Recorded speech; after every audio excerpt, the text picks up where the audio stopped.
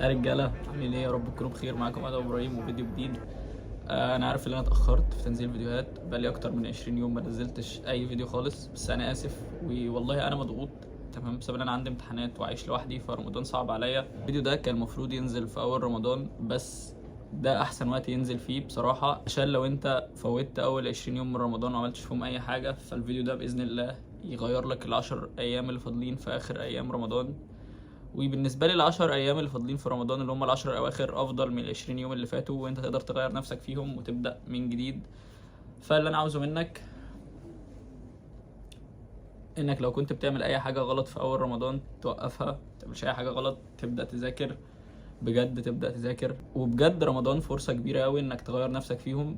انا فاكر ان انا في ثانويه عامه كنت اول 10 ايام ما بداتش او ما كنتش بذاكر او كنتش بعمل اي حاجه، كنت مقضاها عادي زي ما انت مقضيها بالظبط، كنافه وبسبوسه واكل وبتاع، وكنت عايش مع اهلي وكانت الدنيا حلوه قوي. بس في اخر رمضان حسيت ان هو رمضان فعلا فرصه اللي انا ابدا اذاكر فيها، وكان فرصه كويسه جدا لانه اصلا لوحده بينظم لي اليوم، فاهم؟ اللي هو انت بتصحى الفجر تمام عشان تتسحر، كنت خلاص بتسحر واقعد اذاكر تمام، او اصلي ركعتين لله قبل الفجر تمام، وبعدين اقعد اذاكر لحد صلاه الفجر. بعد صلاه الفجر برضو اخلص واذاكر شويه تمام، وبعد الفجر اللي هو الساعتين اللي انا ذاكرتهم بخش انام، وبعدين اصحى الصبح. انا ما كنتش باخد حاجات اونلاين غير حاجات قليله، والباقي كنت بنزله دروس، يعني كنت بنزل دروس وكده تمام. فهو رمضان كان منظم لي بصراحه اليوم لوحده، فاهم؟ وكنت ارجع انام واذاكر مش عارف ايه قبل الفطار. فاللي انا عاوزه منك لو انت بتذاكر زي ما انا قلت لك كده تمام، لو انت عايز تذاكر بعد الفطار فاللي هو برضه تذاكر بعد الفجر وتذاكر بعد الفطار وتنام وهكذا. فبجد بجد رمضان كان فرصه حلوه قوي، وانا مش عايزك تضيع العشر الاواخر سواء في المذاكره سواء في العباده، وده اهم حاجه انك تكون بتصلي. ارجوك، صيام من غير صلاه ملوش لازمه، والله ما ليه لازمه. واوعى تكون بتفطر، اوعى تكون بتفطر. وانا في فئه كده من الناس شفتها على السوشيال ميديا يقول لك انا في ثانويه عامه انا لازم اكون انت ايه؟ انت ايه؟ لا فطار لا، يعني انك تفطر في رمضان بحجه ان انا في ثانويه عامه، مفيش الكلام ده، مفيش الكلام ده، ما ذكرتش دي، فاهم؟ فبلاش تعمل كده، واهم حاجه فعلا تكون بتصلي وادعي ربنا، وباذن الله ربنا هيوفقكم كلكم. انا كنت نزلت فيديوهات قبل كده اللي هو انت هو ما فاتش كتير يعني، فاعتقد فاضل على الامتحانات 80 يوم او حاجه زي كده، والله تقدر فيهم حتى لو انت لسه ما بداتش. ازاي انا لحد دلوقتي انت لسه ما بداتش؟ انا مش جاي اقفل لك الدنيا، بس انت لازم تبدا. انت مستني ايه؟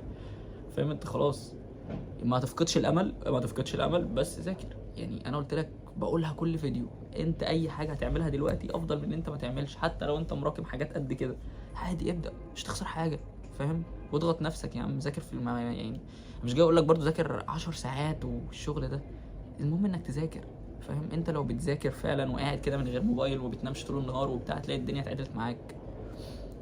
فصوت الهوا ده مزعج بصراحه، بس الجو النهارده في اسكندريه هوا بطريقه غريبه، بس انا مبسوط بالهوا احسن من الحر بصراحه. تحيه لاي حد بيحب الشتاء عموما. ف ده كان فيديو بسيط، حابب بس ان انا افوقك فيه مش اكتر، فاهم؟ وباذن الله اخلص بس من الامتحانات، عندي امتحانات ميد ترم، انا في كليه عموما، فانا كده كده انتوا عارفين انا في كليه. المهم ادعي لي بالله عليك، انا اول ما اخلص من الميد ترم ده اوعدكم بجد هيبقى في محتوى مختلف عن ده كله تمام، محتوى متوسع سيكا، مش هيبقى مختصر في حته، وانا متاكد ان انا هعمل حاجه كويسه وانتوا هتقفوا جنبي.